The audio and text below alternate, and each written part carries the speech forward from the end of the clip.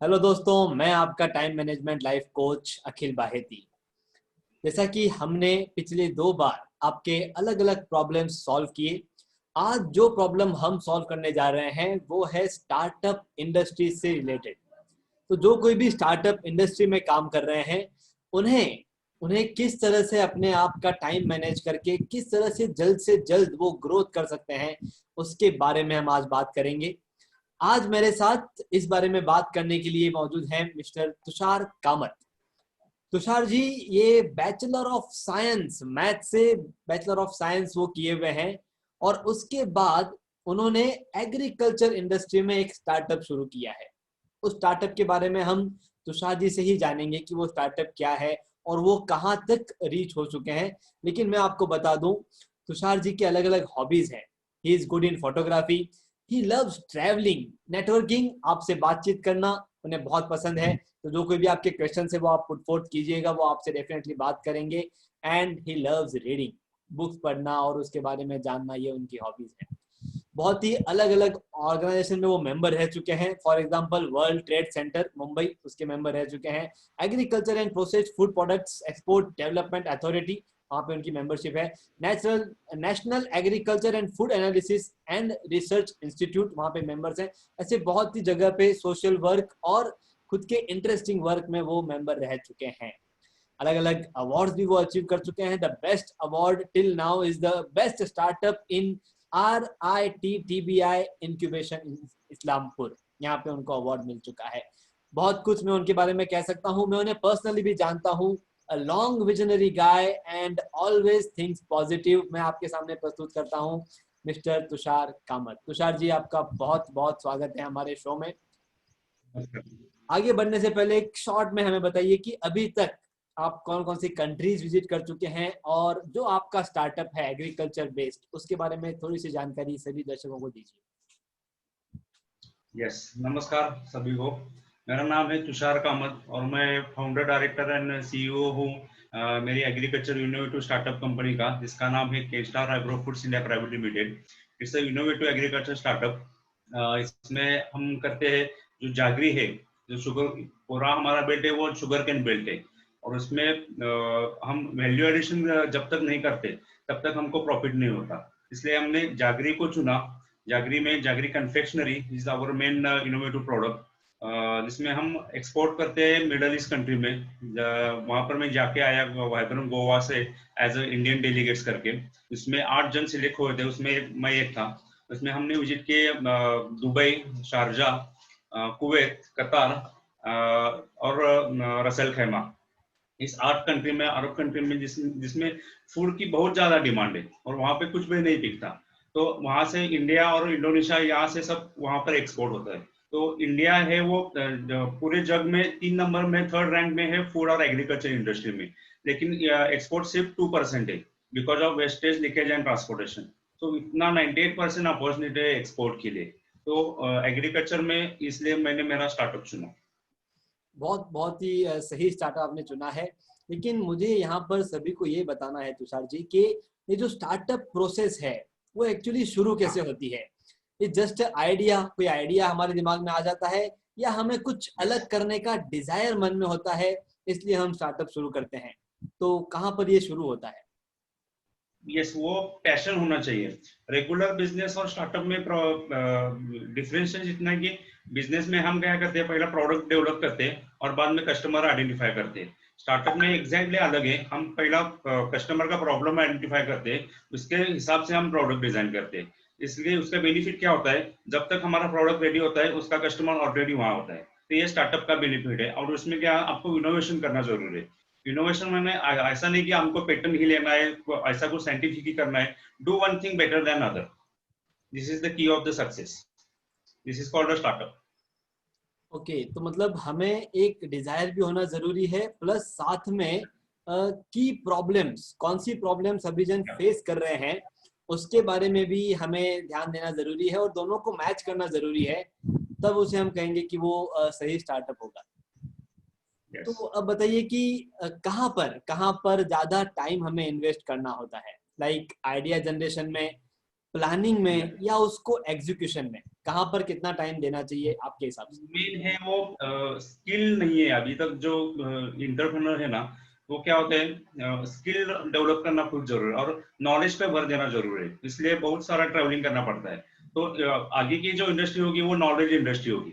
जब जितना आप नॉलेज एक्वायर करोगे उतना आप उसके स्टार्टअप में अंदर चले जाओगे और उसका आपका बेनिफिट होगा। तो knowledge is the main thing. Okay, तो नॉलेज मतलब आइडिया जनरेशन में कह सकता हूँ, इज या it more time for idea generation, knowledge generation? Okay okay, yes उसके डेफिनेटली। बाद प्लानिंग और एजुकेशन बहुत सिंपल टास्क है, अगर हमारे या पास और idea knowledge- idea is the 1% and execution is 99%। Okay, नहीं तो फिर तो हम एग्जीक्यूशन कहते करना हैं भी कि जरूरी where should we invest more time? है। एग्जीक्यूशन। एग्जीक्यूशन में मोर टाइम इन्वेस्ट करना चाहिए। तो अभी आपने जैसे कहा कि आप ट्रैवल कीजिए, नॉलेज आप गेन कीजिए और सभी चीज आप को करना है, तो वहां पर कितना टाइम जनरल देना चाहिए? कल कोई भी आइडिया मेरे मन में है और मैंने आइडेंटिफाई कर लिया है कि हाँ इसकी प्रॉब्लम्स भी हैं, तो उसके बाद कितना टाइम और उसका आइडिया जनरल को देना चाहिए? जितना बड़ा प्रॉब्लम है उतना बड़ी आपको अपॉर्चुनिटी है और उतना बड़ा कस्टमर बेस है। तो जितना इमीडिएट आप आपके आइडिया पे इम्प्लीमेंटेशन करेंगे तो उतना जल्दी आपका बिजनेस सक्सेसफुल होगा। और आइडिया में इंडिया में बहुत सारे प्रॉब्लम्स है। यस, बहुत सारे प्रॉब्लम्स हैं और हर प्रॉब्लम का एक आइडिया हमारे पास हाँ डेफिनेटली हो सकता है। तो हाँ। ये कौन होने चाहिए जो इनके बारे में सोचने चाहिए? Who should think for a startup? A free person with lot many ideas और a busy person with unique idea? Unique idea बहुत डिफाइन करते हैं, उसमें एज फैक्टर ऐसा कुछ नहीं कि मैं यूथ हूँ तो ही मैं स्टार्ट कर सकता हूँ। जैसे बहुत सारे आज उदाहरण है, जैसे KFC वगैरह है, तो उसने 60 एट द एज ऑफ 65 उन्होंने चालू किया KFC और आज इतना बड़ा ब्रांड है। तो age is not a factor, just work on your idea and passionately you can do it. Okay okay, nice. तो अब मुझे बताइए कि what are the key elements where people waste their time in startup process? हमें startup या करना है, हमने सोच लिया है, पर ऐसे कौन से पॉइंट्स हैं जहां पर लोग अपना टाइम वेस्ट कर देते हैं, उसके बारे में बताइए। जब आप कोई भी एक आइडिया लेके स्टार्टअप करते हो तो आप फोकस रहिए, क्योंकि आप कुछ नया कर रहे हो तो अपोजिशन सब कुछ आपको अपोज करेंगे। तो आप डिस्ट्रैक्ट मत हो जाए, इस हिसाब से आप फोकस रहिए। कितना भी लोग कुछ भी कहें, लेकिन आप फोकस रहोगे तो वो आप इतना ज्यादा उसमें इनोवेशन करेंगे। Innovation is the main thing in startup. Do one thing better than other और यूथ को उसमें एंगेज कर दिए, क्योंकि यूथ इतना इंटरनेट और इसके हिसाब से हमारे से भी आगे है। तो यूज द टेक्नोलॉजी। पहले वो पॉसिबल नहीं था, अभी वो टेक्नोलॉजी इतनी एडवांस हो गई कि आप उसका इस्तेमाल करके आप अपना स्टार्टअप फास्ट ग्रो कर सकते हैं। और उसमें अभी ये पेंडेमिक जैसे हो गया है तो उसमें बिजनेस मॉडल ही चेंज हो गया है। अभी वो ट्रेडिशनल बिजनेस अभी वैनिश हो जाएंगे। अभी आइडिया इनोवेशन पे स्टार्टअप के लिए बहुत सारा गवर्नमेंट का इनिशिएटिव भी है, तो आप उसमें कन्वर्ट हो जाइए। ओके, तो कोई ऐसा एग्जाम्पल आपका खुद का आप शेयर कर सकते हैं जहां पर आपको अपोजिशन हुआ था, फिर भी आप अड़े रहे और आप आगे बढ़े? तो क्या है, हमारे दर्शकों को थोड़ा सा एक्सपीरियंस मिलेगा कि किस तरह से अपोजिशन को हैंडल करना है। Yes, I will share my own story. हमारा फैमिली बिजनेस है इलेक्ट्रॉनिक्स का, is running more than 25 years. लेकिन जब मैंने उसमें इनोवेशन किया कि कुछ अपग्रेड करना है या कुछ करना है, तो उसमें मैंने चेंज किया, स्टार्टअप में चेंज हुआ। First opposition start from your home, then your friends and family.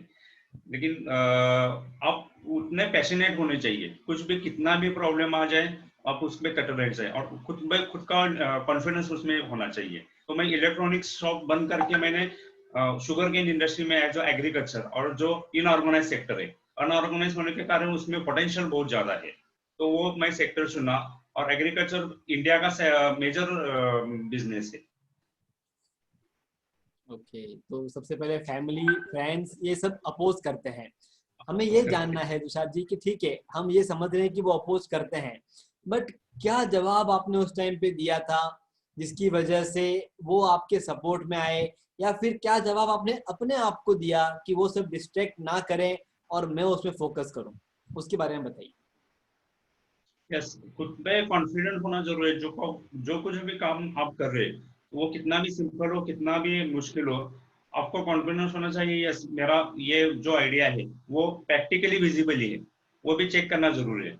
और उसमें अभी स्टार्टअप में पैरामीटर्स ही अलग है। स्टार्टअप में आपको आपका नाम, ब्रांड नेम ट्रेडमार्क करना पड़ता है, इंटेलेक्चुअल प्रॉपर्टी राइट है, पेटेंट है।